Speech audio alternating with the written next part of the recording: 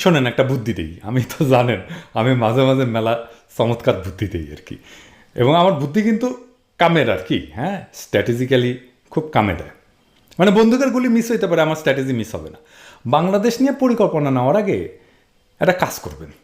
তার আগে একটা গল্প বলি, বুঝতে সুবিধা হবে। একটা চিড়িয়াখানায় এক বান্দরের খাঁচার সামনে এক লোক গিয়া দেখে বান্দর কলা খাইতেছেন। কিন্তু অদ্ভুত প্রক্রিয়া কলা খাইতেছে। কলাটা খাওয়ার আগে সেই কলাটা তার পশ্চাৎ দেশে প্রবিষ্ট করায়, সেটা বাইর করে তারপরে খাইতেছে। তো লোকটা জিগায় চিড়িয়াখানার লোকরে, সে খাওয়ার আগে এই কাজ কেন করতেছে? তো চিড়িয়াখানার লোক কয়, কয়দিন আগে তার কেউ একটা কদ বেরো দিছিল, সেটা সে গিলা ফেলাইছিল, কিন্তু পিছে দিয়ে বাইর করতে পারে নাই, রক্তারক্তি হয়ে গেছে। তাই এখন সে বুদ্ধিমান হয়েছে, খাওয়ার আগে সে মাপ দিয়ে না ওইটা বাইর হবে কিনা ঠিকঠাক মতো। তো মোদিজি, বাংলাদেশে আপনার কোনো উচ্চাভিলাষী সামরিক পরিকল্পনা নেওয়ার আগে এইভাবে পরীক্ষা করে নিতে পারে।